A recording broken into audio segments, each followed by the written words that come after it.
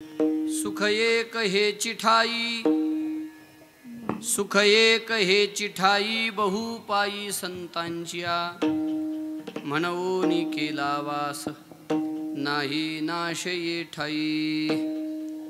अकारण करुणावरुणालय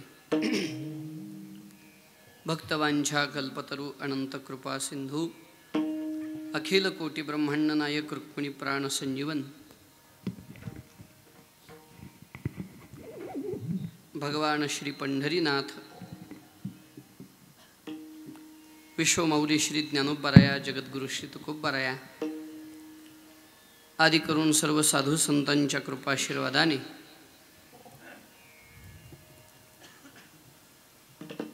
तुम्हा सर्व भाविक सज्जन श्रोते मायबापांच्या उपस्थितीमध्ये, सर्व संयोजक मंडळींच्या सुंदर अशा आयोजनामध्ये,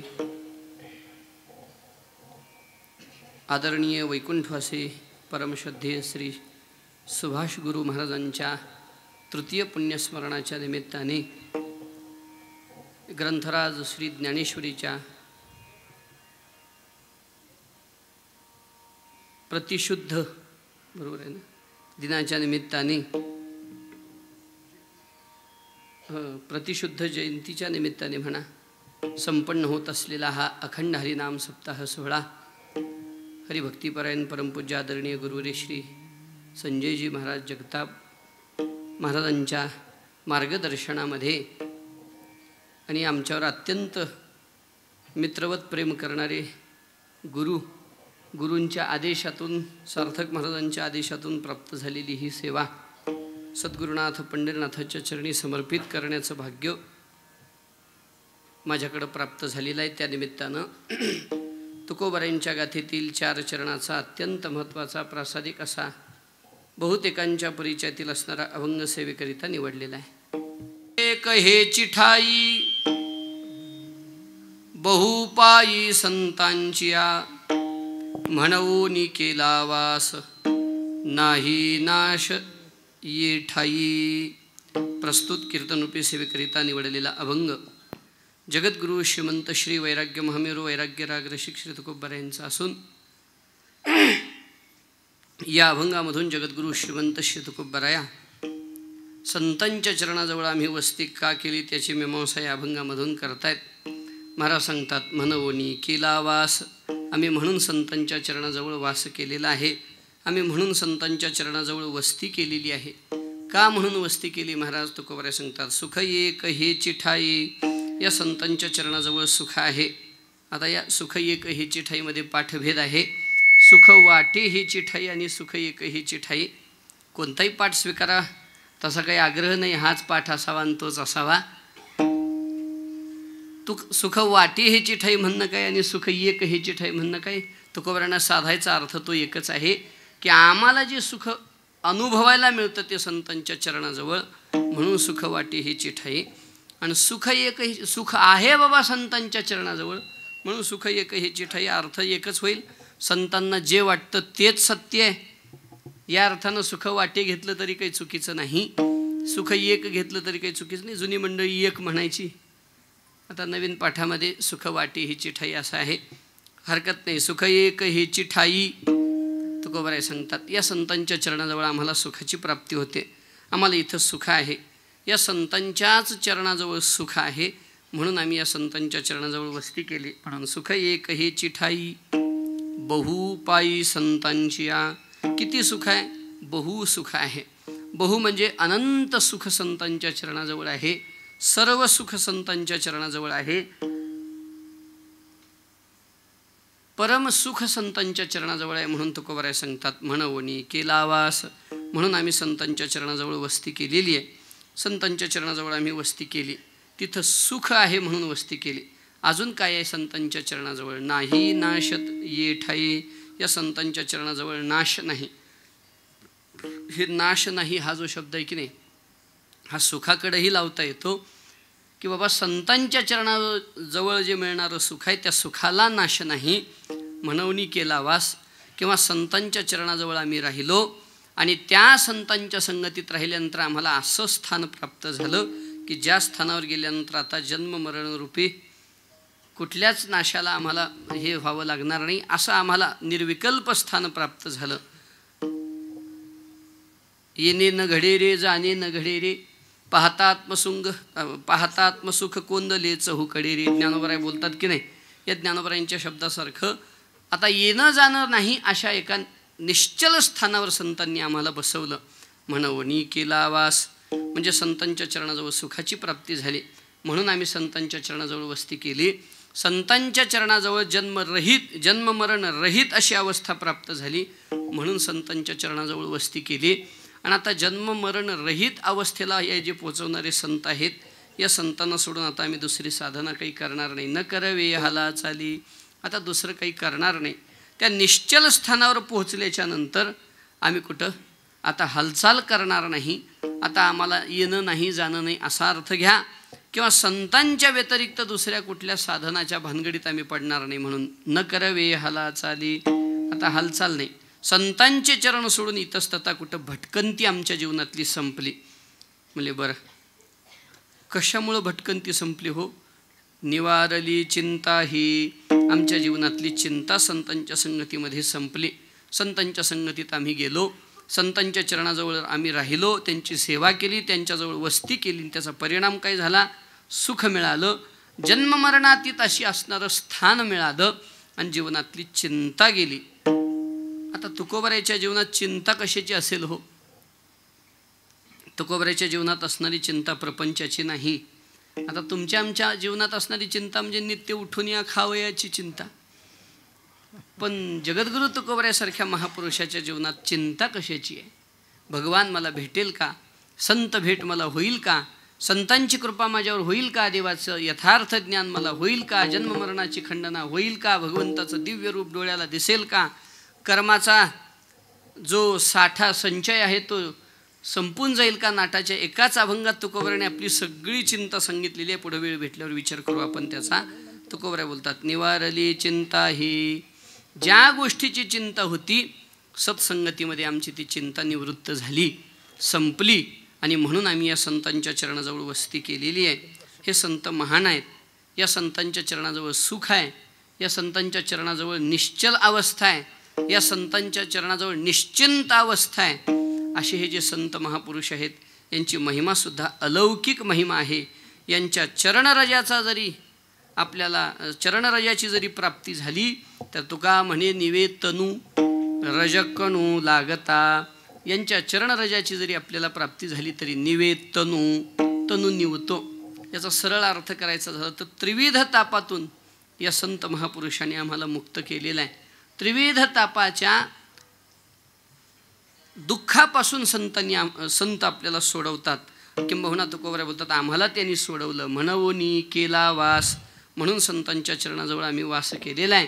नाही नाशी ठाई, अशी संतांच्या चरणाजवळ आम्ही वस्ती का केली याचं वर्णन महाराज या अभंगामधून करतायत. केला वास नाही नाश ये ठाई, असा जगद्गुरु तुकोबरायांचा एक अत्यंत महत्त्वाचा असा अभंग आहे.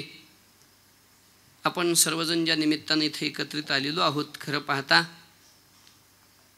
जवळजवळ आमचं गाव इथून 400 किलोमीटरच्या आसपास आहे. एवढ्या दूरवरून येऊन इथं तुमच्यासमोर काहीतरी उभारून मी बोलावं एवढा निश्चितच माझा अधिकार नाही, अभ्यास नाही, योग्यता नाही. परंतु गुरूंचं असणारं प्रेम आणि त्या योगानं प्राप्त झालेली ही सेवा आहे. आणि जर कीर्तनकारांची यादी पाहिली तर इथं सगळे साधू आहेत, फक्त एकटाच साधू झाला आहे. साधू आमच्याकडं संधी साधू म्हणतात तसा आहे तो, असं आहे. खरं तर सगळ्या महापुरुषांच्या या यादीमध्ये मी काहीतरी उभा राहून बोलावा हा माझा निश्चितच अधिकार नाही. पण तुम्हा सगळ्यांची कृपा, सद्गुरुनाथांची कृपा, भगवान श्री पंढरीनाथ जशी काही सेवा करून घेतील तशी सेवा अगदी संकल्पित वेळेमध्ये पूर्ण करण्याचा प्रयत्न आपण करणार आहोत. आज थोडं प्राकृतिक काही अडथळ्यामुळं आपल्या कीर्तनाला थोडासा विलंब झालेला आहे, पण तरीही जास्त वेळ न घेता अगदी आपल्या नियोजित वेळेमध्ये थोडाफार जरा आता सुरुवात व्हायला वेळ झालेला असल्यामुळं आपण एक 15-20 मिनटं पुढं जाईल, पण जास्ती पुढं न जाता थोडक्यामध्ये सेवा सद्गुरुचरणी समर्पित करण्याचा आपण प्रयत्न करणार आहोत. खरं तर ज्यांच्या पुण्यस्मरणाचा हा उत्सव होतो आहे महापुरुषाचा हा पुण्यस्मरण सोहळा आहे, ज्यांनी आपल्या जीवनामध्ये सद्गुरू श्री गंगागिरी महाराजांच्या पवित्र समाधीची सेवा केली, ज्यांनी नारायणगिरी महाराजांची सेवा केली आणि सद्गुरू श्री धुंडा महाराजांच्या मला वाटतं अनुग्रहानं ज्यांचं जीवन अनुग्रहित होतं, अशा महापुरुषांच्या सोहळ्यामध्ये हा सेवा करण्याचा योग आहे. खरं तर महापुरुषाच्या पुण्यस्मरणात सेवा करणं म्हणजे आपल्या वाणीला खऱ्या अर्थानं सार्थक करणं हा या सेवेचा माझा निश्चितच भाव आहे. आणि अगदी तशाच श्रद्धेनं ही सेवा सद्गुरूचरणी समर्पित करण्याचा प्रयत्न करू. जगद्गुरू तुकोबरायचा त्यानिमित्तानं अभंग सेवेकरिता निवडलेला आहे. महाराज या अभंगामधून संतांच्या चरणाजवळ वस्ती का केली याचा विचार करतायत. आपण यथा अवकाश अभंगाचा विचार करू. एकदा भजन करूया. विठोबा रखुमाई जय जय विठोबा रखुमाई, विठोबा रखुमाई, बोला पुंडलिक वरदा विठ्ठल श्री ज्ञानदेव महाराज. विठोबा रखुमाई, विठोबा रखुमाई, विठोबा रखुमाई, विठोबा रखुमाई, विठोबा रखुमाई, विठोबा रखुमाई, विठोबा रखुमाई, विठोबा रखुमाई, विठोबा रखुमाई, विठोबा रखुमाई, विठोबा रखुमाई, विठोबा रखुमाई.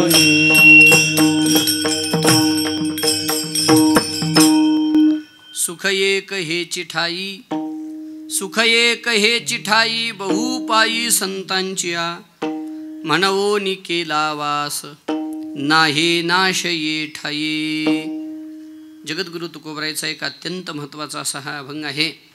या अभंगामधून जगद्गुरू श्रीमंत श्री तुकोबराया संतांच्या चरणाजवळ वस्ती का केली याची मीमांसा या अभंगामधून करतायत. वास्तविक पाहता पारमार्थिक पथावर चालत असताना संतांच्या चरणाजवळ साधकानं राहिलं पाहिजे. परमार्थ करायचा असेल तर परमार्थ ज्याला अंतरंगात साधायचा असेल त्यानं मात्र संतांच्या चरणाशिवाय त्याला पर्याय नाही. तुकोबराय तर सांगतात, ज्याला मोक्ष पदरात पाडून घ्यायचा आहे आणि तो जर विनमुख संत चरणाला विनमुख होऊन परमार्थ करत असेल तर त्याला भगवंताची प्राप्ती मोक्षपद हे कधीच मिळणार नाही, त्याचा उद्धार कधीच होणार नाही. नाही भाग्यहीना उदारास ठाव, नाही भाग्यहीना उद्धाराशी ठाव, नाही भाग्यहीना उद्धाराशी ठाव, नाही भाग्यहीना विनमुख चरणा संताचिया, विनमुख चरणा संताचिया, विनमुख चरणा संताचिया, विनमुख चरणा संताचिया. उद्धाराशी ठाव नाही भाग्यहीना, विनमुख चरणा संताचिया, विनमुख चरणा संताचिया. उद्धारासी ठाव नाही भाग्यहीना, विनमुख चरणा संताचिया, विनमुख चरणा संताचिया. उद्धारासे ठाव नाही भाग्यहीना, विनमुख चरणा संतांचिया. संतांच्या चरणाला जो विनमुख आहे, महाराज सांगतात की बाबा उद्धारासे ठाव नाही. अशा भाग्यहीन व्यक्तीला त्याचा उद्धार होईल याची खात्री देता येत नाही. म्हणे जो संतांच्या चरणाजवळ राहिला नाही त्याचा उद्धार होणार नाही. मग तो कितीही विद्वान असला तरी काय झालं, साहित्याचा विद्वान असेल, पांडित्य भरपूर असेल, अध्ययन सगळं असेल त्याच्याकडं, पण जर सत्संग जीवनात घडलेला नसेल, संत सेवा जीवनात घडलेली नसेल तर उद्धारासे ठाव नाही भाग्यहीना, विनमुख चरणा संतांचिया. संत चरणाला जो विनमुख आहे त्याचा उद्धार होणार नाही. म्हणजे परमार्थ करणाऱ्या प्रत्येकाची पहिली जबाबदारी की संत संगत त्याच्या जीवनात घडली पाहिजे, संत सेवा त्याच्या जीवनात घडली पाहिजे. ज्याच्या जीवनात संत सेवा घडली नाही संतांच्या घरी वस्ती घडली नाही त्याचा उद्धार होणार नाही. एक भागवतामध्ये विषय आहे, सद्गुरूंच्या मुखातून ऐकलेला आहे. व्यतिरेकाने याचा थोडासा अभ्यास करता येणं शक्य आहे. भागवतामध्ये भगवंतांनी यज्ञपत्न्यांवर कृपा केली. यज्ञपत्न्यांवर कृपा केलेला प्रसंग सर्वांना ज्ञात आहे. भगवंतांनी जेव्हा यज्ञपत्न्यांवर कृपा केली त्यावेळेला पहिल्यांदा सर्व गोपाळ याज्ञिकांकडे आले आणि म्हणे, गोपाल कृष्णाला भूक लागली आहे, तुम्ही जरा अन्न द्या हो, आम्हाला सर्वांना खाण्यासाठी फळं वगैरे द्या. त्यांनी सांगितलं, अजून आमची विधी पूर्ण झालेली नाही, वापस जा म्हणे. कधी येताना कधी काय मागावं कळत नाही. जोपर्यंत आमची विधी होणार नाही तोपर्यंत तुम्हाला अन्न मिळणार नाही. गोपाळ वापस गेले. भगवान कृष्णाला सांगितलं म्हणे, कान्हा अरे दिलं नाही त्यांनी अन्न, अजून त्यांची विधी बाकी आहे. देव म्हणले, जाऊ द्या, त्यांच्या पत्न्यांकडं जा, बायकांकडं जा, बायकांकडं, मग त्या तुम्हाला नक्की आपल्याला खाण्यासाठी अन्न देतील. बायकांकडे गेले आणि सर्व यज्ञपत्न्यांनी भगवान श्रीकृष्णासाठी सामग्री दिली. काहींना पतींनी अडवलं तर सूक्ष्मदेहानं भगवंताच्या चरणापर्यंत पोहोचले असं विद्वानांच्या मुखातून ऐकलेलं आहे.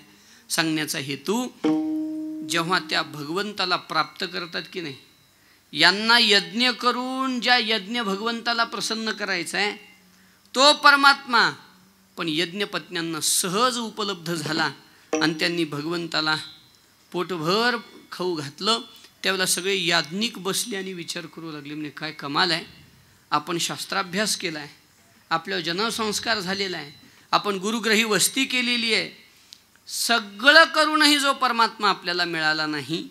पण आपल्या बायकांनी मात्र यातलं काहीच केलं नाही तरी त्यांना देव प्राप्त झाला.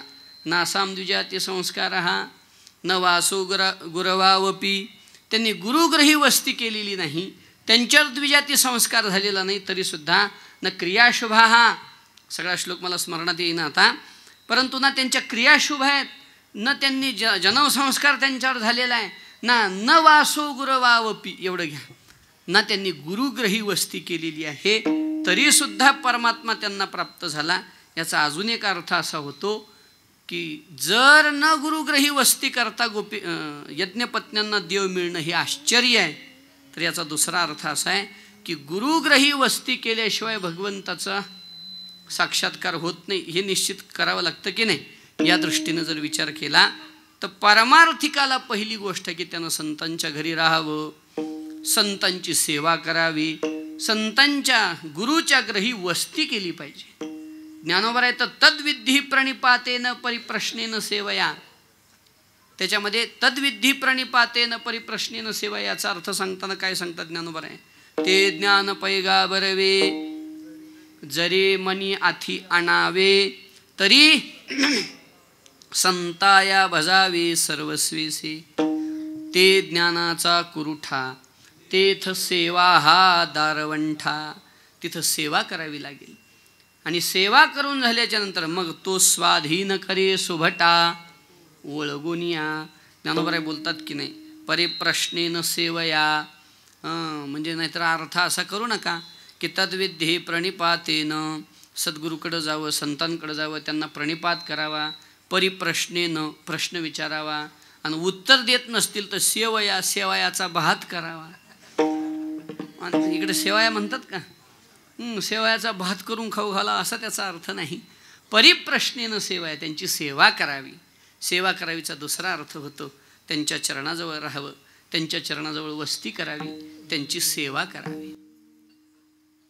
पडोनी राही न तये ठाई, पडोनी राही न तये ठाई, उगाच संतांची ये पायी, उगाच संतांची ये पायी, न मागे न करी काय, न मागे न करी काय,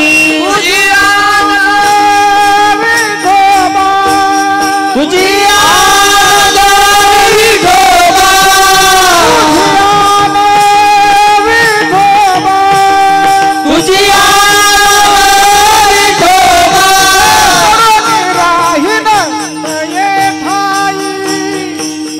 राही न तये ठाई,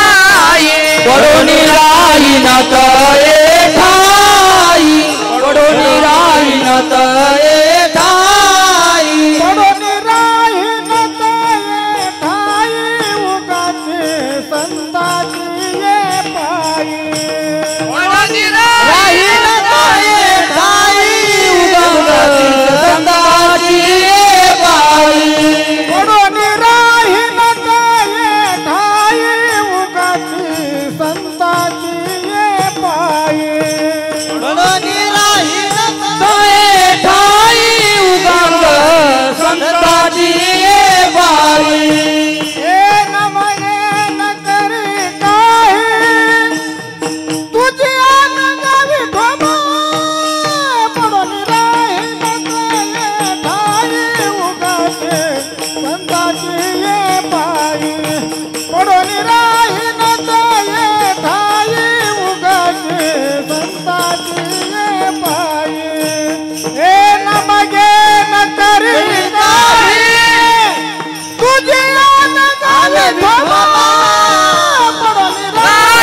काय ठाई उगवती संताची बाई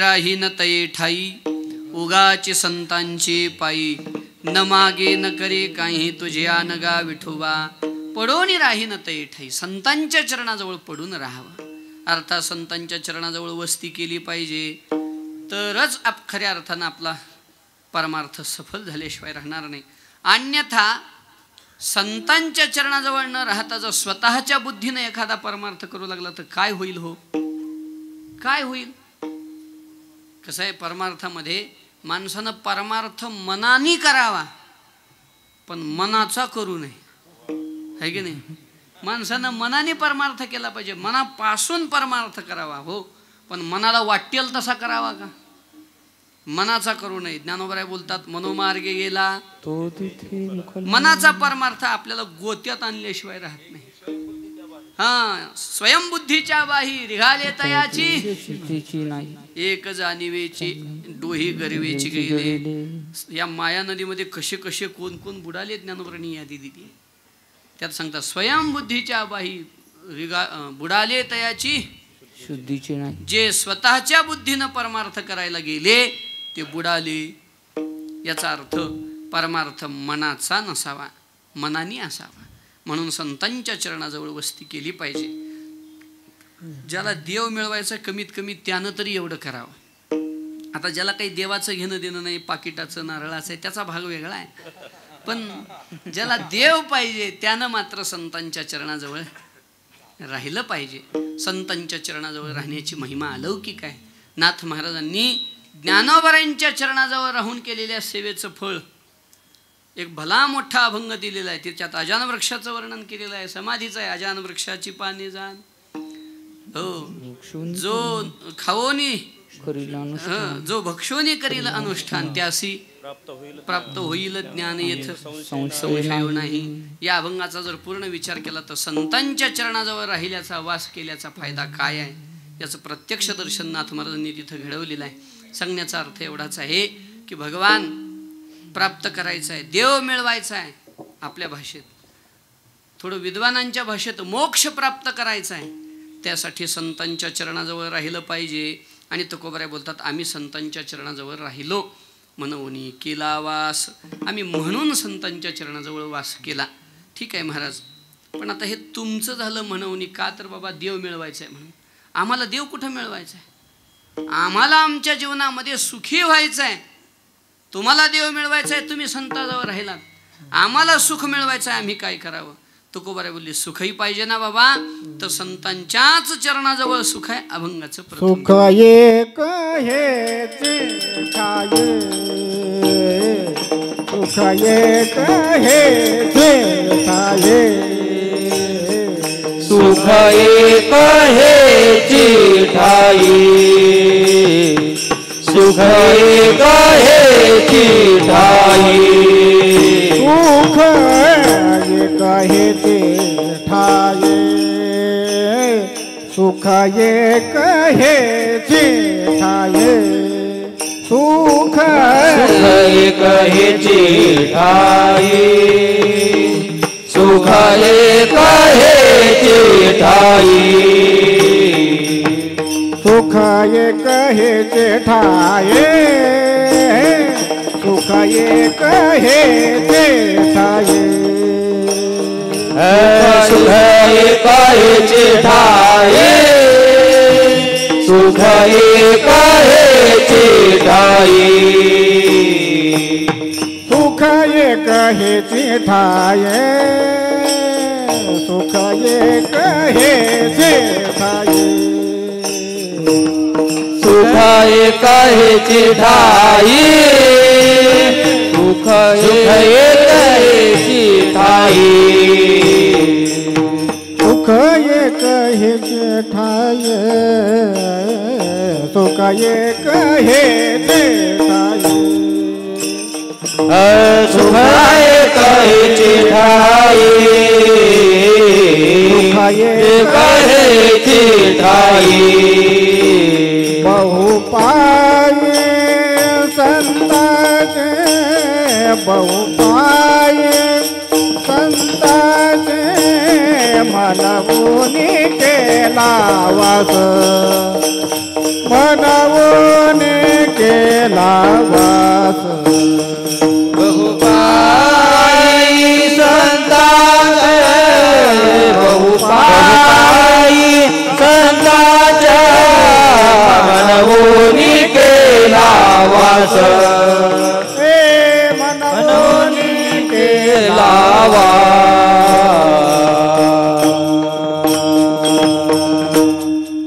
सुख एक हेची ठाये बहुपाये संतांच्या म्हणवणी केला वास. आम्ही म्हणून संतांच्या चरणाजवळ वस्ती केली. का तर परमार्थ साधायचा असेल तर संतांशिवाय पर्याय नाही. संतांच्या चरणाजवळ वास केल्याशिवाय परमार्थ सिद्ध होणार नाही. म्हणून आम्ही संतांच्या चरणाजवळ वस्ती केली. एवढंच एक कारण आहे असं नाही. तर जीवनामध्ये सुख प्राप्त करायचं आहे ते सुख संतांशिवाय दुसरं अन्यत्र कुठं सुखाची वस्ती नाही. सुख एक हेची ठाई संतांच्या चरणाजवळ सुख आहे. आम्ही प्रत्येकजण सुखासाठी पळतोय. असा एकही व्यक्ती जगामध्ये नाही की ज्याला दुःख पाहिजे. नाथ महाराज वर्णन करतात मज लागी दुःख व्हावे कोणी भावी ना जीवे. अशी कोणाचीही भावना नाही की मला दुःख व्हावं. इतिहासात दोन आहेत ज्यांनी दुःख मागितलं. आपण श्रवण केलं असेल अनेक वेळेला. कुंती मातेनं आणि रंती देवानी दुःख मागितलं. पण त्यांच्या दुःख मागण्यामध्ये सुद्धा अंतर्भूत अपेक्षा सुखाचीच आहे असं आपल्याला तात्विक चिंतन करता येणं शक्य आहे. कुंती मातेनं दुःख मागितलं का? म्हणे देवा ज्या ज्या वेळेला आमच्यावर दुःख येईल त्या त्यावेळेला सोडवायला तू येतोस. मग तुझं दर्शन होईल त्या निमित्तानं म्हणून आम्हाला दुःखावर दुःख दे. मला असं विचारायचं आहे देवाचं दर्शन झाल्यानंतर दुःख होतं का असलेलं दुःख जातं? बोला की जरा बोला बोला. झोप येऊ लागली पण बोला तरी सुद्धा. देवाच्या मुखकमलाला पाहिल्यानंतर असलेलं दुःख जातं का नसलेलं दुःख येतं? असलेलं दुःख जातं. आणि पाहणाऱ्याची नजर जर तशी असेल तर अनंत जन्मीचं दुःख जातं. नामदेव महाराज वर्णन अनंत जन्मीचे विसरलो दुःख अनंत जन्मीचे विसरलो दुःख अनंत जन्मीचे विसरलो दुःख अनंत जन्मीचे विसरलो दुःख अनंत जन्मीचे विसरलो दुःख अनंत जन्मीचे विसरलो दुःख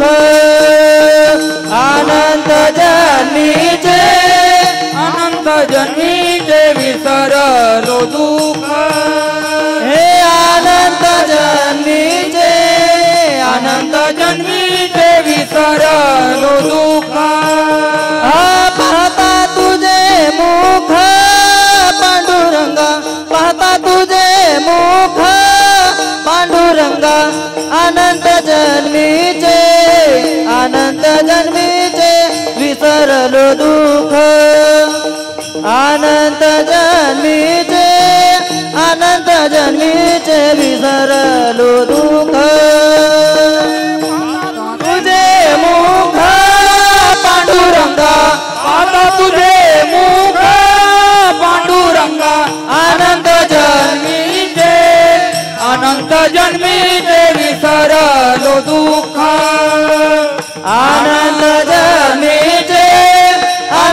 जन्मीचे विसरलो दुःख अनंत जन्मीचे विसरलो दुःख पाहता तुझे मुख पांडुरंगा पाहता तुझे मुख पांडुरंगा पाहता तुझे मुख पांडुरंगा जन्मीचे विसरलो दुःख पाहता तुझे मुख पांडुरंगा पाहता तुझे मुख पांडुरंगा पाहता तुझे मुख पांडुरंगा अनंत जन्मीचे विसरलो दुःख पाहता तुझे मुख पांडुरंगा. महाराज वर्णन करतात अनंत जन्मीचे विसरलो दुःख. कुंती माता दुःख मागते कारण दुःखात तुझा आम्हाला वेळोवेळा दर्शन होईल. तू आम्हाला संकट दे आणि त्याच्यानं काय होईल तू आमच्यावर संकट पडलं की तू धावून येतोस आणि त्या निमित्तानं जर तुझं आम्हाला दर्शन होणार असेल तर आम्हाला वारंवार तुझं संकट आम्हाला वारंवार दे. मग मला सांगायचं काय होतं जरी कुंती मातेनं दुःख मागितलेलं असलं तरी दुःख निवर्तक परमात्म्याचं दर्शन व्हावं हेतू तोच आहे की नाही. आणि देवाच्या दर्शनात कोणाला दुःख आहे सर्वांना सुख देणारं परमात्म्याचं दर्शन आहे. त्यामुळं कुंती मातेनं जरी दुःख मागितलं असलं तरी अंतर्गत भाव कोणता आहे हो सुखाचाच आहे की नाही.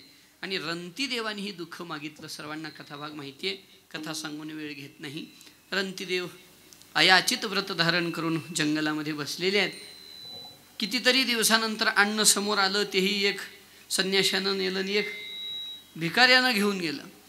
सगळे परिवारातले लोक देवाला आरडाओरडा करू लागले म्हणजे काय देव आहे एकतर आम्ही याच्यासाठी व्रत धारण करून बसलो अयाचित म्हणजे कोणाला मागायचं नाही कोण दिलं स्वतःहून दिलं तर घ्यायचं आणि ते खाऊन साधना करायची.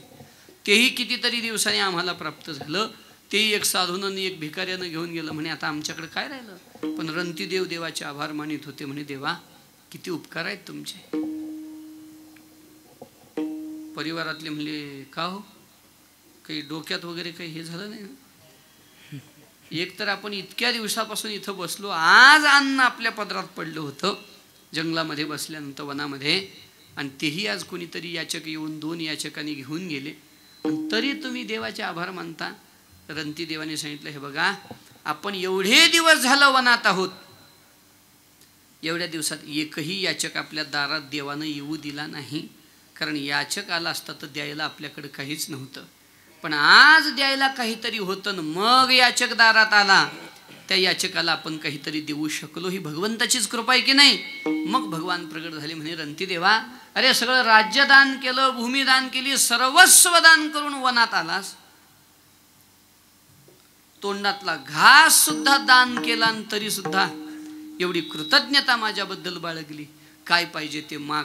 रंती देवानं सांगितलं काही नाही देवा या विश्वातल्या प्रत्येक जीवाचं दुःख माझ्या वाट्याला द्या आणि सगळे जीव सुखी करा.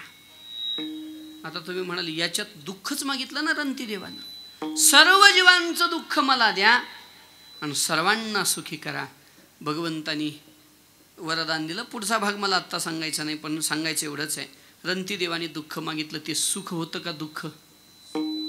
पर्यायानं सुखच मागितलं कारण रंतीदेव हे साधू आहेत आणि साधूला जगाच्या सुखात सुख आहे आणि जगाच्या दुःखात अगा पाऊस तळूल आहे ती डोळ्याची लागी होये तैसा परसुखे जाय सुखावतू.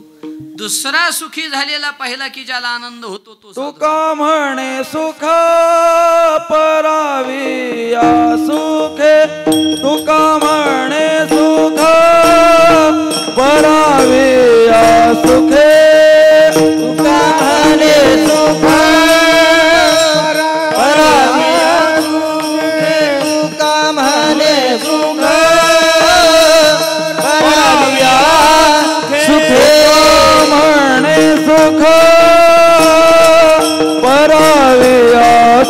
सुखे तुका म्हणे सुख पराविया सुखे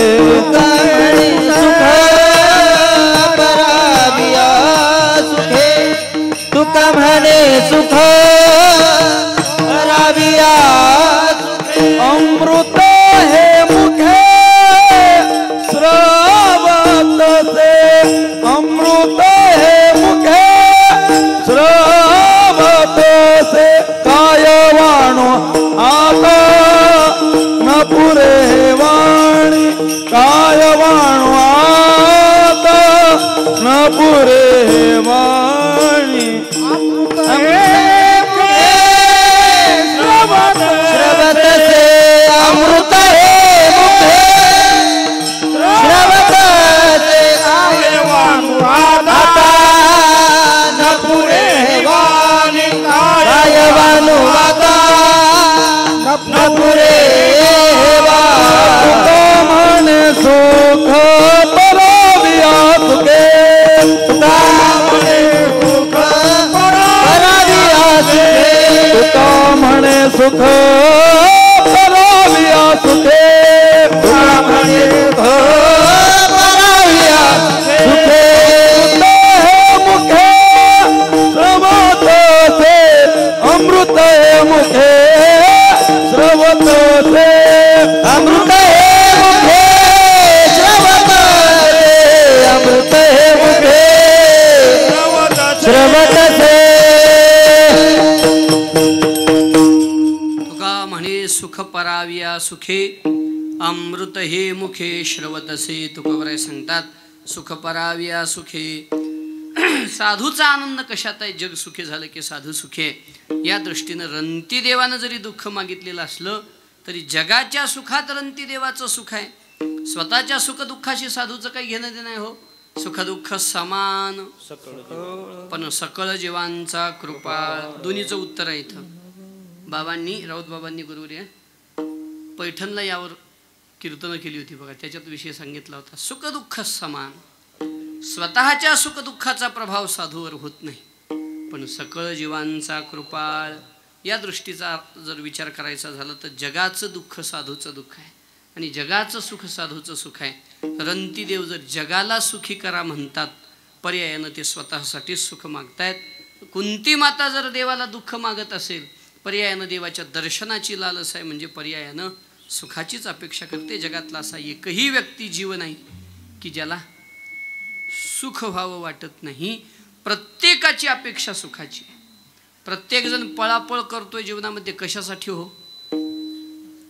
व्यवहारी व्यापार करणारे व्यापार करतात कशासाठी? सुखासाठी. संसार करणारे संसार करतात सुखासाठी. शेती करणारे शेती करतात बोला की सुखासाठीच. एखादा नोकरदार नोकरी करतो कशासाठी?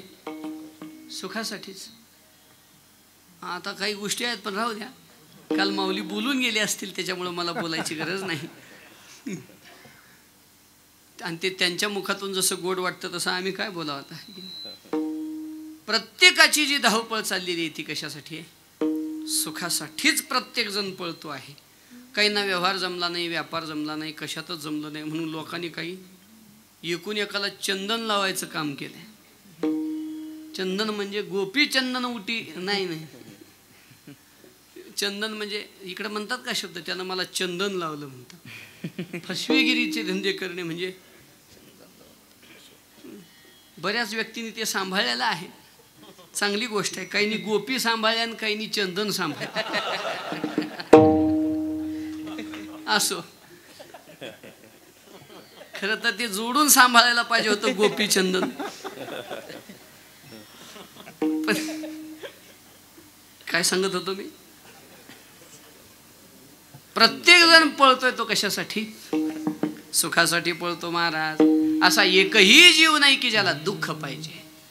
प्रत्येकाला सुखाची अपेक्षा आहे. पण याचा जर परिणाम पाहिला, याचा जर रिझल्ट पाहिला तर याचा रिझल्ट काय आहे? पळतोय प्रत्येक जण सुखासाठी पण सुख किती लोकाला मिळालं हो? सर्व सुखाची या आशा जन्म गेला. सर्व सुखाची आशा जन्म गेला क्षणयक मुक्ती यज्ञ नाही केला क्षणयक मुक्ती यज्ञ नाही केला हिंडता दिशाशीन पावला हिंडता दिशाशीन पावला माया वेष्टेला जीव माझा माझे स्वहित नेनती कोणी माझे स्वहित नेनती कोणी माया वेष्टेला जीव माझा माझे स्वहित नेनती कोणी माझे स्वहित नेनती कोणी सर्व सुखाची आशा जन्म गेला सर्व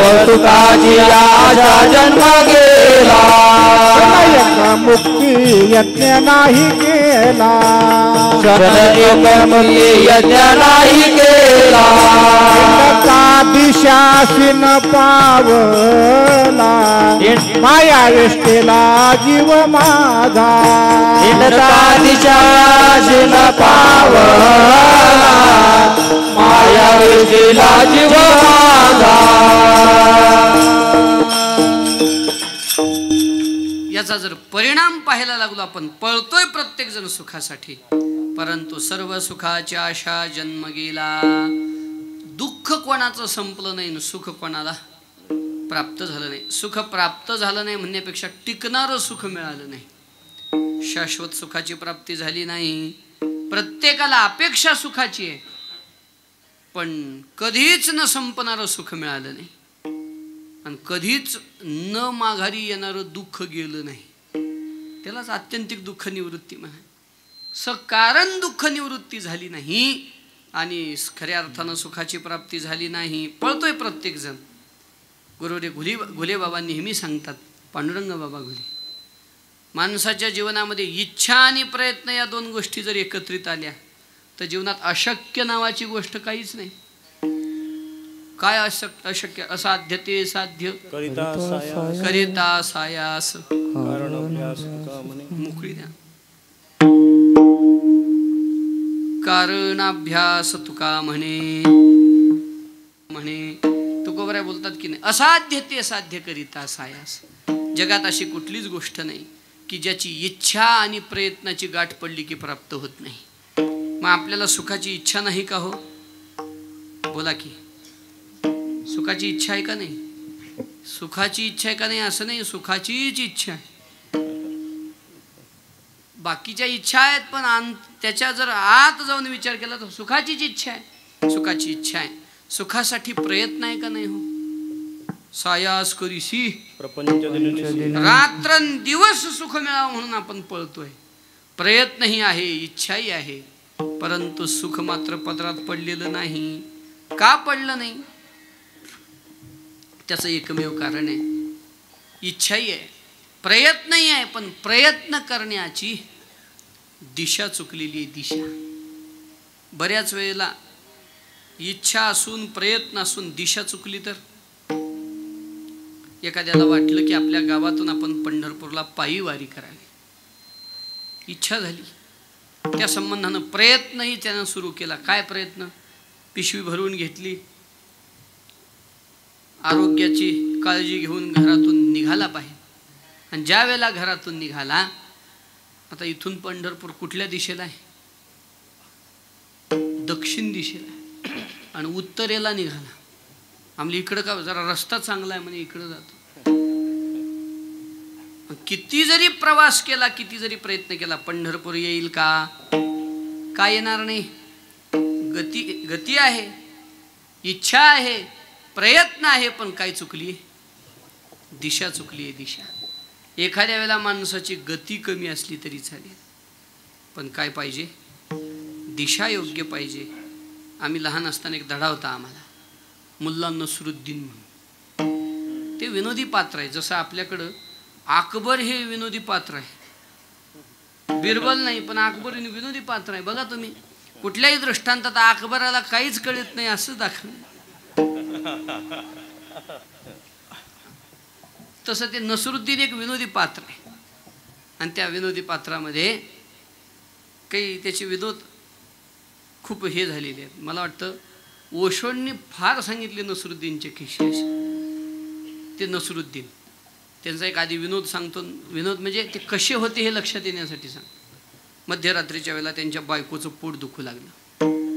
इतकं पोट दुखायलं की बायको उठून नवऱ्याला उठवते, म्हणे अहो उठा लवकर आणि तुम्ही डॉक्टरांना बोलवून घेऊन या. नसरुद्दीन उठून त्यानं ते कपडे परिधान करून सगळं करेपर्यंत अर्धा तास गेला आणि त्याच्यामध्ये बायकोचं पोट दुखायचं शांत झालं. त्यानं सांगितलं आता काही डॉक्टरला आणू नका, माझं पोट दुखायचं थांबलेलं आहे, सकाळी बघू आपण दवाखान्यात जायचं. त्यानं सांगितलं झोप तू आता, आणि हा डॉक्टरकडे गेला. रात्री 2 वाजता डॉक्टरांचं दार वाजवलं. डॉक्टर उठले. म्हणे काय बाबा? काही नाही म्हणे, माझ्या बायकोचं पोट दुखत होतं. म्हणजे मग काही औषध गोळ्या घेऊन निघायचं का? नाही नाही, आता कमी झालंय, तुम्ही झोपा हे सांगायला आलो. सांगण्याचा हेतू ह्याला म्हणावं नसरुद्दीन. अशा नसरुद्दीन एकदा रस्त्यानं निघाला होता आणि त्याच्या बोटातली अंगठी अशी चालता चालता निसटलीन जाऊन रस्त्याच्या कडेला असलेल्या अंधारात पडली. यानं सगळ्या रस्त्यावर ती अंगठी शोधायला सुरुवात केली. 2-4 माणसं आली. त्यांनी विचारलं काय शोधताय? म्हणजे माझी अंगठी शोधतोय. 5-10 माणसांनी अंगठी शोधायला सुरुवात केली रस्त्यावर. प्रत्येकानं अंगठी शोधायची.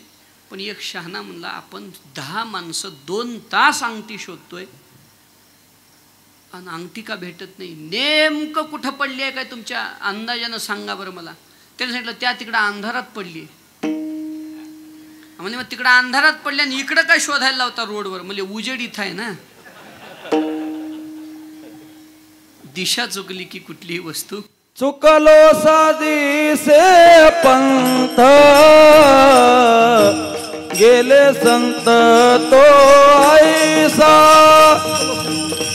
गेले संत तो ऐसा चुकलो साधी से पंथ गेले संत तो ऐसा चुकलो साधी से पंथ गेले संत तो ऐसा ऐसा गेले संत तो ऐसा गेले संत तो ऐसा चुकलो साधी से पंथ गेले संत तो ऐसा गेले संत तो ऐसा गेले संत तो ऐसा साधी से पंथ गेले संत ऐसा गेले संत तो ऐसा गेले संत तो ऐसा.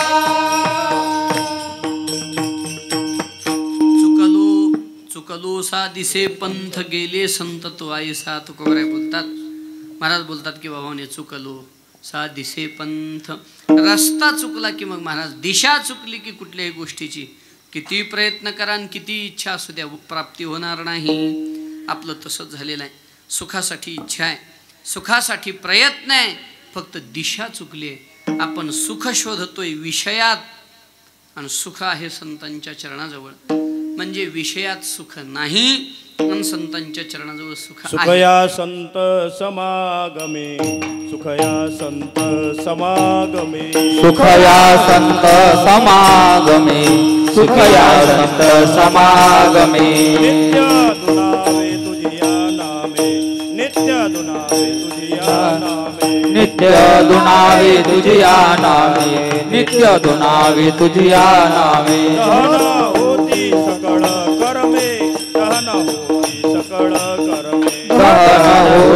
सकळ कर्मे दहन होती सकळ कर्मे काळ प्रेम कसो सर्व काळ प्रेमे डुल्लकासो सर्व काळ प्रेमे डुल्लकासो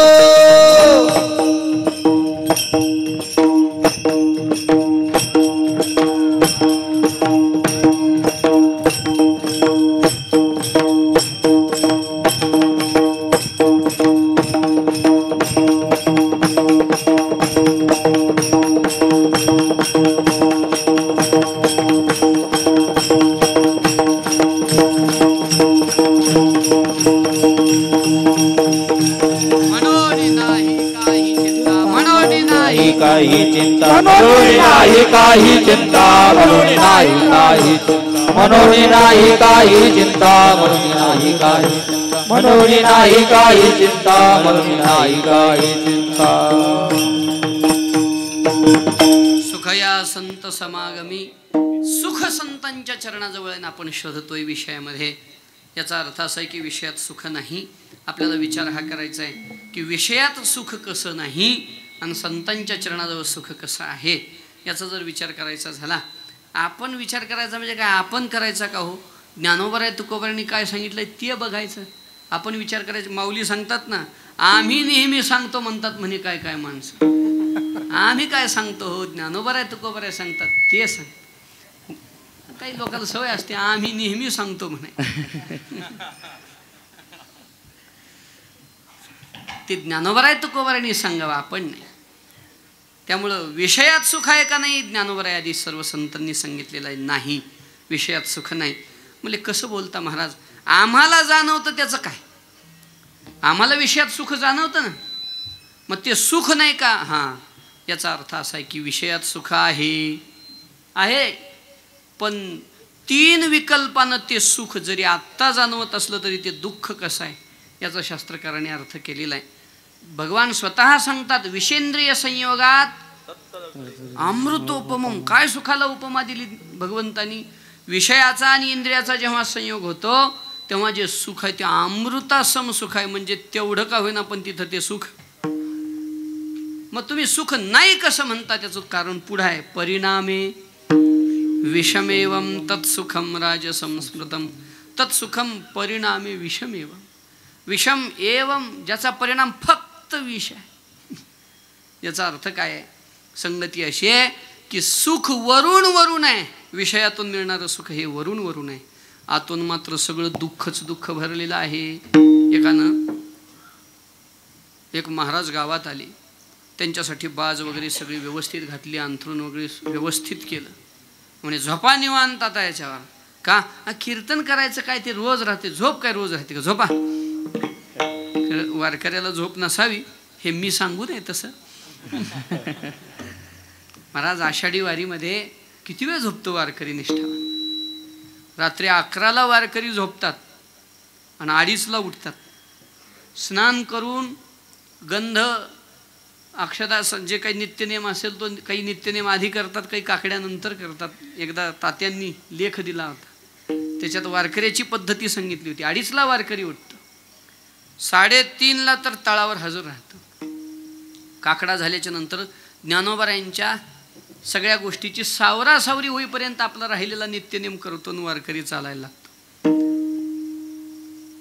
एवढ्या निष्ठेनं वारकऱ्याला झोप नसते, पण महाराज झोपायचं म्हणले. वारकऱ्याचा आणि महाराजाचा तसा काही जास्त संबंध असतो असं धरायची गरज नाही. वारकरी वेगळे, महाराज वेगळे. ते मीच म्हणायलो बघा, मी नेहमी सांगतो. तर ते महाराज शब्द आहे की नाही, याला जर हिंदीत अर्थ केला याचा तर काय होतो? महाराज, ज्याच्यात बरंच काही गुपित आहे. राज म्हणजे राज की बात पण येत नाहीत का? महाराज म्हणजे सुप्रीम सिक्रेट म्हणा आजकालच्या भाषेमध्ये, असं आहे ते महाराज. म्हणजे ते महाराजांना झोपायला बाज तयार करून दिली. पण जुना काळ, इकडं ढेकणं होते का बाजेला? पूर्वी खूप ढेकणं महाराज, आता संपली ढेकणं आहे की नाही? ते बाजेला भरपूर ढेकणं लागलेली. इकडं काय म्हणतात माहीत नाही, आमच्याकडे त्याला माचवा म्हणतात. जे जॉईंट करतात त्याला काय म्हणतात? माचा म्हणतात का इकडं? आमच्याकडे माचवा म्हणतात. त्याच्यामध्ये ते असायचे बसलेले ढेकणं, आणि माणूस झोपला की मग अंगावर यायचे, खटमल म्हणायचे त्याला. आणि ते महाराज ढेकणाच्या यानं भरलेली सगळी बाज आहे, त्याच्यावर जर एखादा झोपत असेल, अंथरूण सुख देणार आहे, पण ढेकणं जेव्हा रक्त प्यायला लागतील तेव्हा काय होईल? ढेकणाचे बाजे सुखाची कल्पना, मूर्खत्व वचना येऊ पाहे, मूर्खत्व वचना येऊ पाहे. ढेकणाची बाजे सुखाची कल्पना मूर्खत्व वचना हे उपाय मूर्खत्व वचना हे उपाय ढेकणाचे बाजे सुखाची कल्पना मूर्खत्व वचना हे उपाय मूर्खत्व वचना हे उपाय ढेकणाचे सगळे सुखाची कल्पना मूर्खत्व वचना हे उपाय मूर्खत्व वचना हे उपाय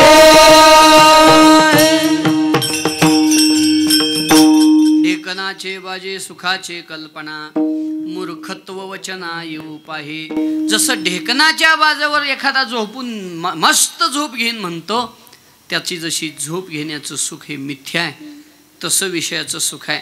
आता ज्ञानोबाने हाच दृष्टांत आहे, पण जरा ज्ञानोबाने वेगळा दिला. जैसे सुखनिद्रा अंथुरणी इंगळाच्या किंवा विषाचे कांदे वाटुनी तो रस घेईजे हो काढोनी तया नाम अमृत ठेवणी जेवी अमरवणी कवनी एकी कांजी प्याला आणि परिणाम पाहू लागला अमृताचा. विषयाचं सुख तसं आहे महाराज. विषयाचं सुख दिसायला सुख असलं तरी दुःख लेवोनी सुखाची अंगी.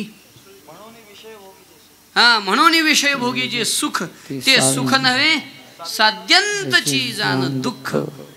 परी काय की जे मूर्ख परी काय की जे मूर्ख न सेविता नसरे. ज्ञानोबाराय बोलतात की नाही.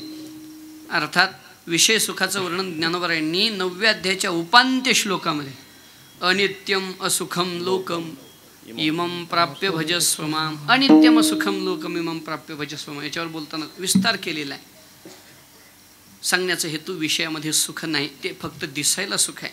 वैकुंठवासी गुरुवर्य श्री पठाडे बाबा सांगायचे एक दृष्टांत. या परिसरामध्ये बाबांचं खूप प्रेम मिळालेलं आहे. आपण भाग्यवान आहात. आम्हाला काही त्यांचं दर्शन झालं नाही. आम्ही लहान होतो तेव्हाच गेल्यामुळं दर्शन झालं नाही, पण श्रवण झालं. तर ते बाबांचा एक दृष्टांत आठवतो. एक खेड्यातला माणूस, त्याचा मित्र मुंबईला राहत होता. मित्राने खूप आग्रह केला मुंबईच्या माझ्या घरी ये म्हणून.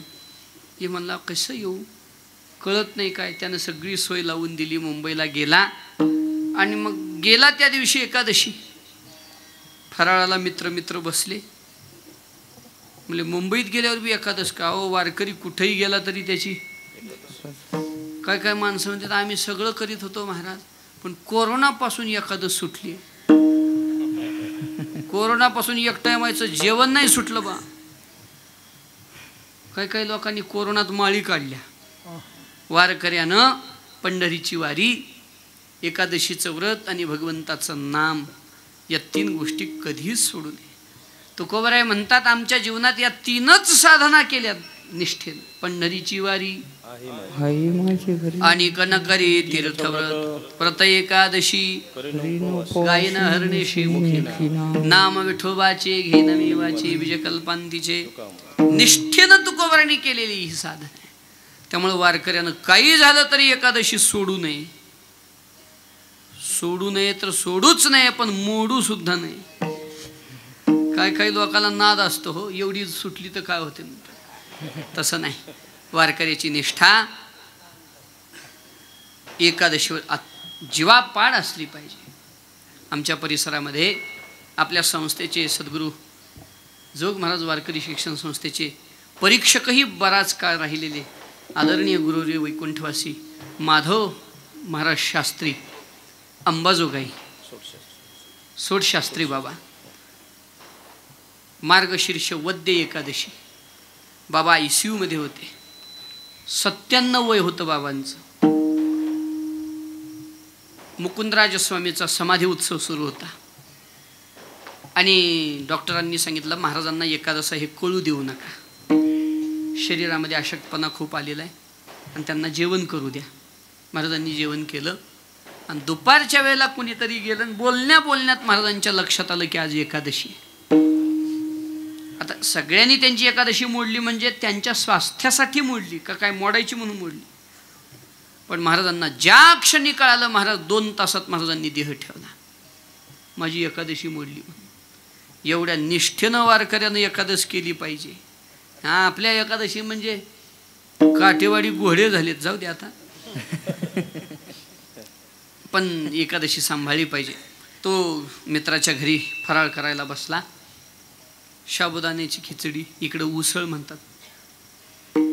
खिचडी म्हणा, उसळ म्हणा, काय जे म्हणायचं ते म्हणा. काय प्रांतभेद असल्यामुळं शब्दभेद असणं स्वाभाविक आहे. फराळ आपली चालू होती आणि साबुदाणा खात असताना त्याच्या फर्निचरमध्ये ठेवलेले सफरचंद, केळं, आमच्याकडे केळं म्हणतात, तुमच्याकडे केळी म्हणतात, असू द्या. तो शरबिंदू आहे ना, केळं. बहुवचन करायचं झालं की टिंब दिला की काम मिटतं. हो, त्याला कुठे वेलांटी देत बसायची, केळी म्हणत बसायचं. ते बहुवचन होतं त्याचं. केळं म्हणलं की केळी होत्या, द्राक्षे होते, सफरचंद होते, चिक्कू होते, सगळं दिसू लागलं. जीवलग मित्र होते परस्परामध्ये. यांना म्हटलं, का रे आज एकादशी आहे? म्हणे हो. मग शाबू वाढलास मला? म्हणे हो.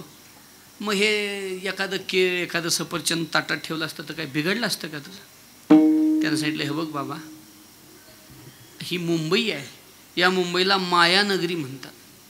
म्हणजे काही गोष्टी फक्त पाहायच्या आणि काही गोष्टी गपचूप खायच्या. इथं सगळं दिसतंय तसं नसतंय. ही मायानगरी आहे. म्हणजे हे जे तुला केळं वगैरे दिसत आहेत की नाही, हे शोकेसमध्ये ठेवलेली फळं, ही फळं नाहीत, याला फक्त रंग, रूप, आकार फळाचा आहे. आत मात्र शेण भरलेलं पाहिजे का? कळस ढिमाचे पोखळ जळोवरील ते, काय करावी चित्री व फळ आतुशेन. तसं सुख जे विषयापासून मिळणार आहे ते आकारानं सुख आहे, पण परिणामानं दुःखच आहे महाराज. याचा विचार आपल्याला 3 निकषानं करता येतो. हे सगळं खंडन चालू आहे आपलं. विषयात सुख कसं नाही याचा विचार सुरू आहे. पहिलं कारण आहे की विषयाचं सुख भोगताना जरी गोड वाटलं, परिणाम यमदंड सोसावा. विषयाचे सुख येथे वाटे गोड, विषयाचे सुख येथे वाटे गोड, पुढे अवघड यमदंड, पुढे अवघड यमदंड. विषयाचे सुख येथे वाटे गोड, विषयाचे सुख येथे वाटे गोड, पुढे अवघड यमदंड, यमदंड, पुढे अवघड यमदंड. विषयाचे सुख येथे वाटे गोड, पुढे अवघड यमदंड, पुढे अवघड यमदंड. विषयाचे सुख येथे वाटे गोड, पुढे अवघड यमदंड, पुढे अवघड यमदंड. विषयाचे सुख येथे वाटे गोड, पण महाराज परिणाम सांगतात पुढे अवघड यमदंड. मग कसा कसा अवघड आहे महाराजांनी? मारिते, तोडिते, झोडिते, निष्ठुर, यमाचे किंकर बहुसाल. सगळं वर्णन पुढं केलेलं आहे. अग्निस्तंभ बाही कवटळविती, तप्तभूमी ज्वाळ लोळविती. भागवताच्या 5व्या स्कंधाच्या शेवटच्या अध्यायामध्ये, अर्थात 26व्या अध्यायामध्ये 28 प्रकार सांगितलेत नरकाचे. आता सगळे काही मला पाठ नाहीत. रवरव, महारवरव, तामिश्र, अंधतामिश्र, असुपतेवन आदी आदी आदी, वैतरणी वगैरे.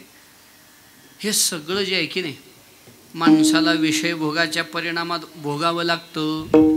हो, ते सगळ्यात जास्त तापणारं जे धातू आहे तो आहे तांब्याचा. तांबा आहे की नाही, तांबा. आणि त्याच्यामध्ये एक असं तांब्याचा पत्रा मारलेलं एक वन आहे. त्याच्या खाली विस्तव सगळा लाल बुंद झालेला पत्रा, आणि त्याच्यावर आपल्याला विवस्त्र करून लोळवतात. उडते काठवनाचे सोयी, अग्निस्तंभ बाही कवटळविती. आले हो संसारा तुम्ही एक करा. आता तुम्ही सुद्धा घरी गेल्यावर एक करा आणि एवढा अभंग बघा. पुढे अवघड यमदंड. यमदंड आहे. विषयाच्या सुखाचा परिणाम जर यमदंड असेल तर ते सुख सुख नाही, ते दुःख आहे, असा एक अर्थ करता येतो. या निकषावरून विषयाचं सुख सुख नाही, परिणामात दुःख आहे. काही माणसं म्हणतील महाराज भस्मीभूतस्य देहस्य पुनरागमनं कुतः, एकदा गेलं मरून गेलं, अंगाला जाळलं, राख झाली, कशाला काय पुन्हा यमदंड नेते. आम्ही मानित नाही तसलं काही. कयामताच्या दिनापर्यंत आम्हाला इथंच राहायचं. काही लोकांचं तत्वज्ञान असू द्या, पण सांगण्याचा हेतू आम्ही यमदंड वगैरे काही मानित नाही. ते मानित नसाल तर रोग मानता का नाही? रोग तर अत्यंत विषय भोगाचा परिणाम रोगात होतो. तुकोबारे बोलतात की नाही, रोगे रोगे जोडून या दिले आणि का रोगे रोग जोडून या दिले आणि का रुचिते होता सकळा पासून अनुचित होता सकळा मज साय ते करावे देवा, आता मज साय येथे करावे देवा, आता मज साय येथे करावे देवा, आता मज साय येथे करावे देवा.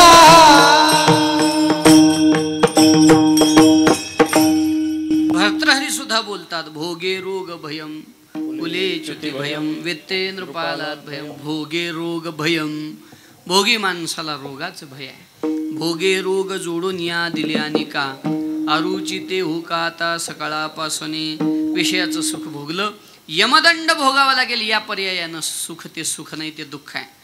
आणि नाही तुम्हाला यमदंड पटत असला तर हे तर पटावंच लागेल की माणसाला विषय भोगानं रोग होतो.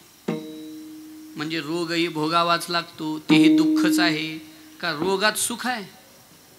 म्हणून विषयाचं सुख सुख नाही. दोन झाले. म्हणजे रोगाचं बी बघू, आणि रोग व्हायच्या आधीच आम्ही मेलो तर गेलो एखाद दिवशी संभाजीनगरला, जाता जाता धडकलो तर काही माणसं विचार करतील ना.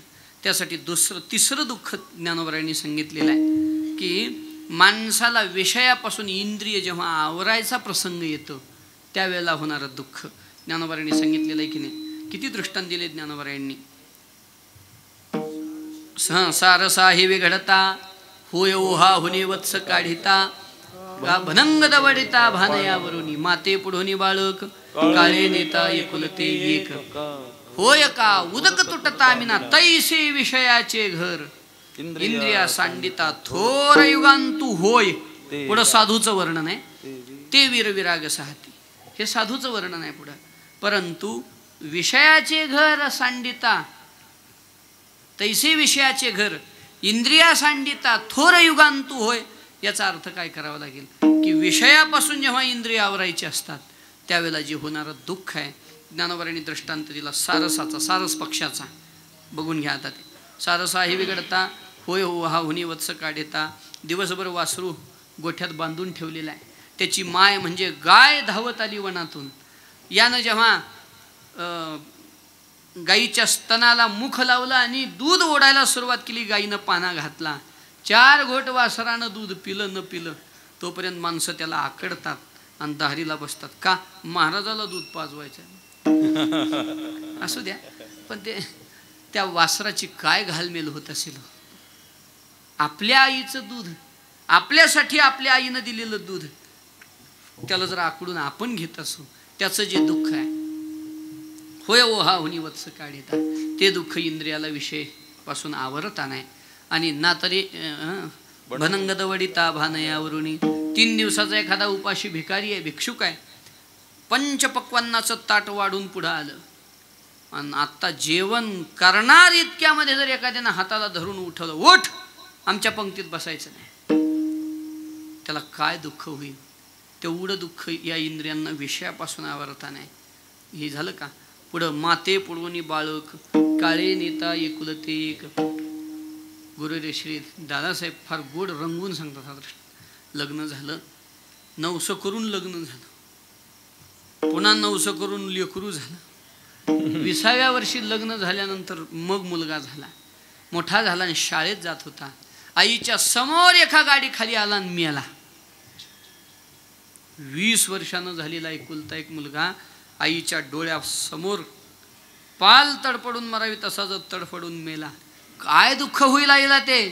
त्याच्यापेक्षा भयानक दुःख इंद्रियांना विषयापासून आवरताना. आणि बोयका उदक तुटता मिना, मासा जेव्हा पाण्याच्या बाहेर काढल्यावर तडफडतो तशी इंद्रियाची अवस्था विषयापासून बाहेर निघता नाही.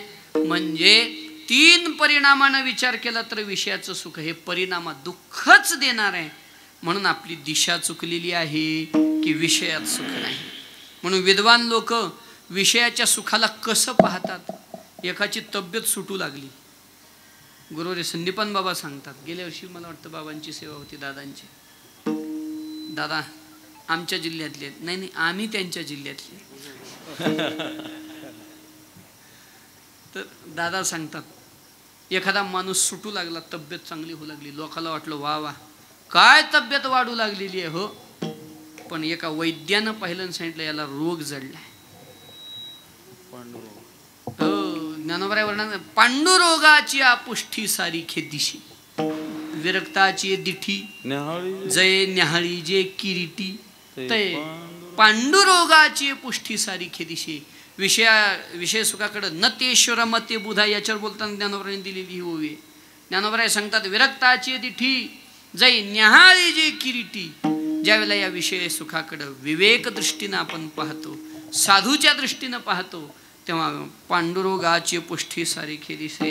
पांडुरोग झाल्यानंतर तब्येत चांगली वाटते, पण ती तब्येत चांगली नाही, रोग फोफावतो.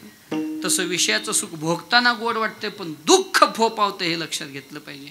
म्हणजे विषयात सुख नाही हे कळलं. आता संताजवळ सुख कसं आहे. सुख एक हेची ठाई बहु पायी संताच्या, बहुपायी संतांच्या बहुपायी. मनोनी केला वास नाही नाश तई ठाई, नाही नाश तई ठाई, नाही नाश तई ठाई. गोपार कुमाई, बोला सर्वांनी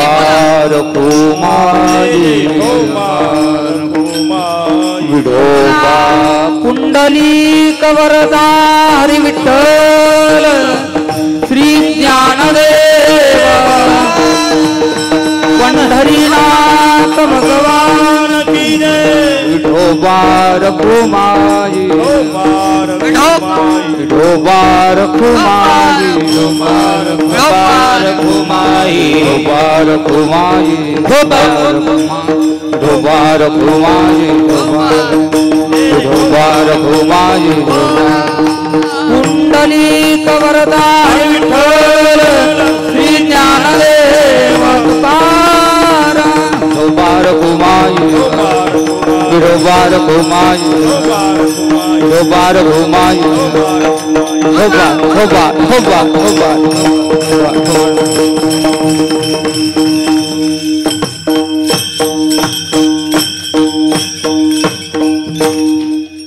सुख एक हेची ठाई बहुपायी संतांच्या. विषयामध्ये सुख नाही, आपण तिथं सुख शोधतोय, हा दोष आपलाय म्हणून सुख मिळालं नाही. ज्या अर्थी सुख मिळालं नाही त्या अर्थी काही माणसं म्हणते सुखच नाही जगात. असा एक शास्त्रवाद निर्माण झालाही विचार. शून्यम शून्यम दुःखम दुःखम, पण दिशा सापडली नाही. जगात सुख नाही हे कळालं, पण सुख कुठं आहे हे सापडलं नाही. एक वर्ग असा आहे, परंतु सुख जगात नाहीच असा त्याचा अर्थ नाही. संतांच्या चरणाजवळ सुख आहे, संतांच्या चरणाजवळ सुख आहे. कोणतं सुख आहे संतांच्या चरणाजवळ? कसं सुख आहे? शाश्वत सुख आहे का? तर महाराज संतांच्या चरणाजवळ असणारं सुख हे शाश्वत सुख आहे, न संपणारं सुख संतांच्या चरणाजवळ आहे. कोणतं सुख आहे बघा, शास्त्रकारांनी सांगितलं की देवामध्ये सुख आहे. यो वै भूमा तत्सुखम. शास्त्रकार सांगतात की म्हणे जे व्यापक आहे तिथं सुख आहे, आणि या जगात देवच व्यापक आहे. सुखरूप आहे सा कोण सांग माझ्या पांडुरंगा सारिखातो. परमात्मा हा सुखरूप आहे. सर्व सुखाचे आगर बापर खुमा देवीवर परमात्म्याजवळ सुख आहे. आपुला तो एक देव करुणी तेने विनजीवा. सुख नव्हे आपण जिथं सुख शोधतोय तिथं सुख नाही अशी प्रमाण आहे. सुख नाही कोठे आलिया संसार आहे की नाही. सुखाचा विचार नाही कोठे. तिथं आपण सुख शोधतोय म्हणून मिळालं नाही. पण सुख आहे ते देवाजवळ. मग देवाजवळ सुख आहे असं म्हणा ना. संताजवळ आहे असं कसं म्हणता. तर त्याचं उत्तर असं आहे देवच संताजवळ आहे. तेथे असे देव उभा किंवा देव तयाजवळी संतांच्या जवळ देव आहे. आणि या दृष्टीनं सुख एकहीची ठाई. मला अजून त्याच्या पुढचं एक सुख सांगायचं आहे बरं का. देवाच्या चरणी असणारं सुख देव मिळाल्याशिवाय मिळणार नाही. देव संतांशिवाय मिळणार नाही. पण मला त्याच्याही पुढचं एक सुख सांगायचं आहे की समग्र विश्वाला सुखी करणारा जो परमात्मा. ज्ञानोबराय सांगता सुख जेने सोल्लास वेद जेने सुभाष सुख जेने सोल्लास या स्वरूपस विश्वजेने. म्हणजे जगातलं जे सुख आहे ते ज्याच्यामुळं सुख आहे तो परमात्मा. पण तो परमात्मा सुद्धा जिथं सुखी होतो ते स्थान संत आहे. संतांचे सुख झाले देवा. संतांचे सुख झाले या देवा. संतांचे सुख झाले या देवा. संतांचे सुख झाले या देवा. म्हणून सेवा करी त्यांची. म्हणून सेवा करी त्यांची. संतांची कोण तो विचार तेथे माझा काय. कोण तो विश्वास करी त्यांची. म्हणून सेवा करी त्यांची. तेथे माझा काय. कोण तो विचार तेथे माझा काय. कोण तो विचार. संतांचे सुख झाले या देवा. संतांच्या जवळ असणारं सुख विशेष आहे. नावडे वैकुंठ शेषाचे शयन वैष्णव सदन आवडले. अनेक प्रमाणे ज्या सुखाकारणे तुका म्हणे सर्व कळा ज्याची अंगी भोळेपणा लागे. असं हे सुख संतांच्या चरणाजवळ आहे. म्हणून तर एवढा मोठा देव पण गोपिकांना गोळावर लोणी मागतो आणि त्याच्या मोबदल्यात नृत्य करतो. कोण आहे हा. आपण म्हणतो की नाही गीतेच्या स्तुतीमध्ये यम ब्रह्मा वरुणेंद्र रुद्र मरुतस्तुन्वन्ति दिव्यस्तवै वेदये सांगपद क्रमोपनिषदैर्गायन्ति यं ध्यानावस्थितद्गतेन मनसा पश्यन्ति यस्यान्तन्न विदुःसुरासुरगणा देवाय तस्मै नमः. आता यालाच अनुरूप निरोबरेच एक प्रमाण आहे. यम ब्रह्मा वरुणेंद्र रुद्र मरुतस्तुन्वन्ति दिव्यैस्तवैः.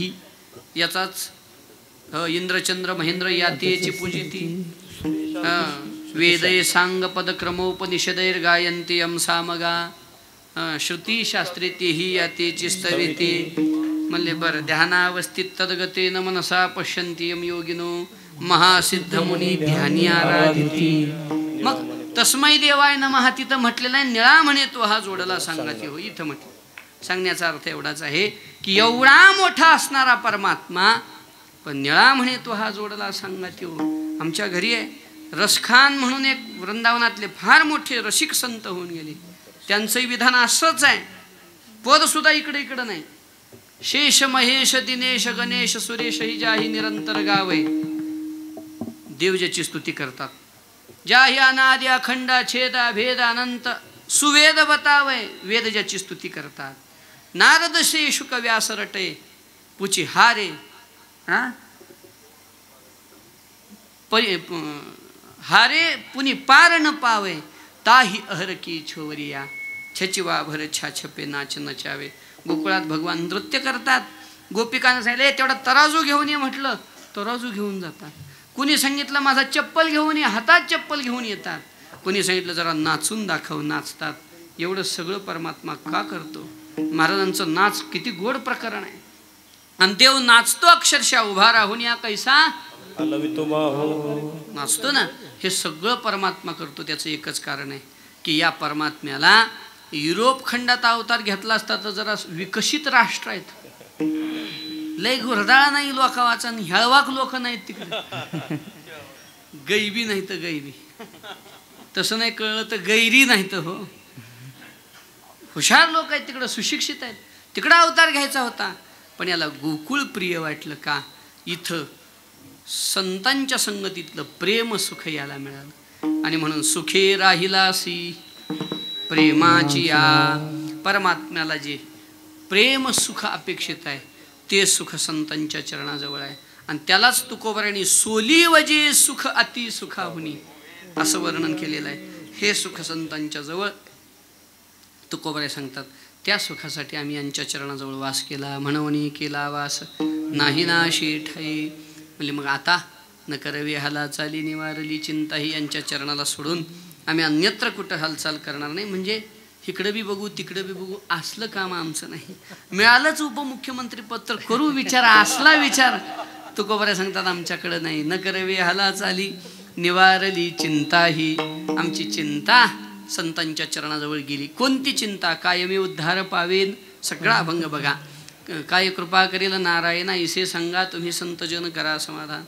माझं खालीवर होते बरं का, आता तुम्ही म्हणा कै हे खंडईल कर्म पारुषतील धर्माधर्म कासयाने कळेल वर्म म्हणून श्रम वाटत असे. कै हे स्थिर राहील बुद्धी काही अधिष्ठ येईल मध्ये धरले त्याची जाईल सिद्धी शेवट तो मध्ये पुण्य होईल गाठी घालीन देवाचे पायी मिठी मज तो कुरवाळील जग जेठी दाटईन कंठी सद्गती. कै हे निवतील डोळे सुख देवोनी सोहळे संचित कैसे तेन कळे पुरतील डोहाळे वस ऐसे चिंता करी सदा सर्व काळ.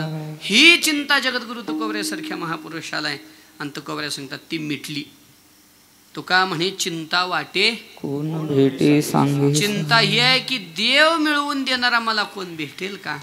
आणि ज्या अर्थी चिंता मिटली त्या अर्थी या संतांच्या चरणाजवळ आम्हाला देव मिळाला. निवारली चिंता ही उजळली भाग्याता अवघी चिंता वारली.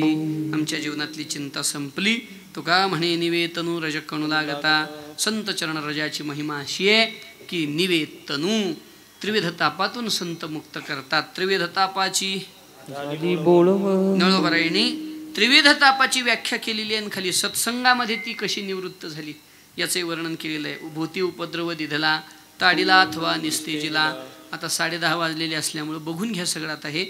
पण तुका म्हणे निवेतनू रजकणू लागता. संतांच्या चरणाजवळ आम्हाला शीतलता प्राप्त झाली. संतांच्या चरणाजवळ निश्चिंतता प्राप्त झाली. संतांच्या चरणाजवळ निश्चलता प्राप्त झाली. आणि संतांच्या चरणाजवळ सुखरूपता प्राप्त झाली. या सर्व गोष्टी संतांच्या चरणाजवळ मिळाल्या. म्हणवणी केला वास. अशा संतांच्या चरणाजवळ आपल्यालाही वास घडावा. भगवंतांनी तशी कृपा करावी अशी प्रार्थना सद्गुरुरायाच्या चरणी परमात्मा श्री पंढरीनाथ ज्ञानोबराय तुकोबरायांच्या चरणी करून या ठिकाणी थांबतो. खूप मोठी मोठी मंडळी इथं सेवेमध्ये उपस्थित आहेत. आता आम्ही या परिसरात नवीन आहेत त्यामुळे सगळ्यांचे नाव घेणं मला काही ते माहिती नसल्यामुळे शक्य होणार नाही. पण सर्वच या महापुरुषांच्या प्रती अत्यंत हृदयामध्ये श्रद्धेनं भाव आणि अत्यंत विनम्रतेनं त्यांच्या चरणी साष्टांग प्रणाम करतो. आपण सर्व श्रोते सज्जन सर्वांच्या चरणी मस्तक ठेवतो आणि या ठिकाणी सेवा पूर्ण करतो. इकडं आलो म्हणजे पहिल्यांदा बाबांकडं आलो गंगापूरला. लॉकडाऊनमध्ये बाबांनी सांगितलं करा एक कीर्तन. बाबांचा आदेश. लॉकडाऊनमध्ये तशी बसूनच होतो. टगे नाही बुवा. पण बाबांनी सांगितलं यान करा. अष्टमीच्या वेळेतल्या मला वाटतं उत्सवामध्ये बाबांच्या आदेशानं सेवा मिळाली. पहिला योग तिथं आणि त्यानंतर मग हा आपल्या सर्वांच्या सेवेचा योग प्राप्त झालेला आहे. आपल्या सर्वांच्या प्रती हृदयामध्ये भक्तिभाव ठेवून आपण सर्वांनी आशीर्वाद द्यावा. तुम्ही संत माझी कडा दिठीचा कराल बहुडा तरी तुम्हा माने एवढा होईन मी. एवढी प्रार्थना करतो. भगवंतांनी कृपा करावी. कीर्तन सद्गुरु कृपेनं बोलण्यात आहे, जीवनात यावा असा आशीर्वाद आपण सर्वांनी द्यावा. एवढीच आपल्या सर्वांना प्रार्थना करून ज्यांच्या पुण्यस्मरणाचा हा उत्सव होतोय अशा महान भगवत भक्त सद्गुरू श्री सुभाष गुरु महाराजांच्या चरणी साष्टांग प्रणाम करतो. त्यांनी आशीर्वाद द्यावा गंगागिरी बाबांनी, नारायणगिरी बाबांनी आशीर्वाद द्यावा एवढी प्रार्थना या सर्व महापुरुषांच्या चरणी करून इथं थांबतो.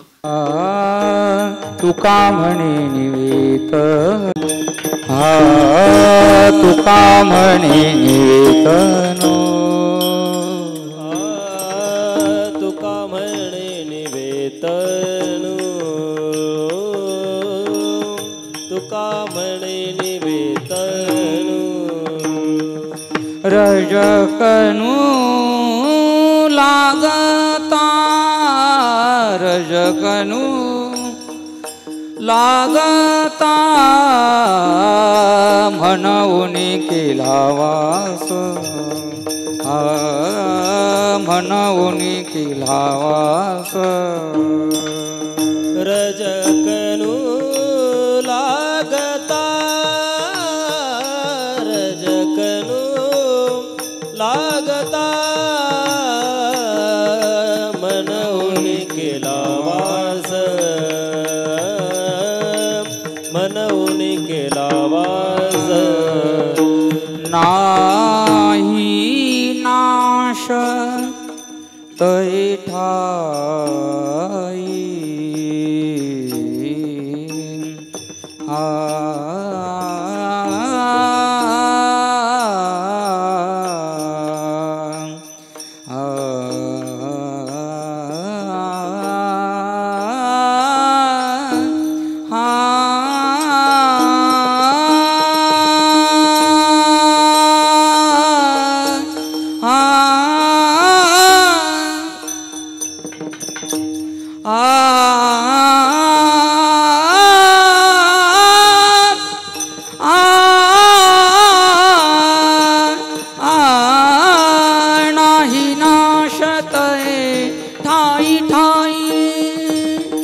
म्हणून केला वास, म्हणून केला वास,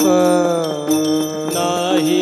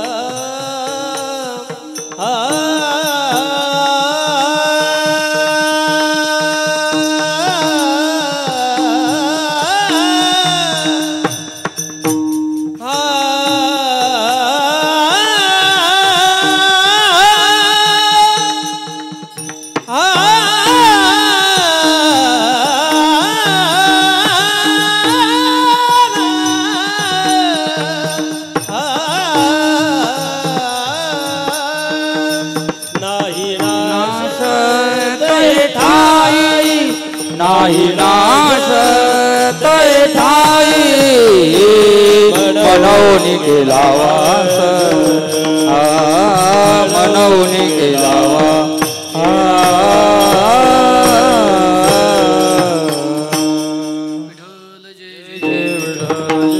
विठ्ठल जय जय विठ्ठल, पुंडलिक वरदा हरी विठ्ठल तुकाराम, जय विठ्ठल जय जय विठ्ठल, जय विठ्ठल जय जय विठ्ठल, बोले दे कोणी वेळी वाकोडी उत्तरे, करा क्षमा अपराध महाराज तुम्ही सिद्ध, नाही विचारिला अधिकार म्या, करा क्षमा अपराध महाराज तुम्ही सिद्ध, म्हणे ज्ञानेश्वरा राखा पाया बैकुंठ, करा क्षमा अपराध महाराज तुम्ही सिद्ध,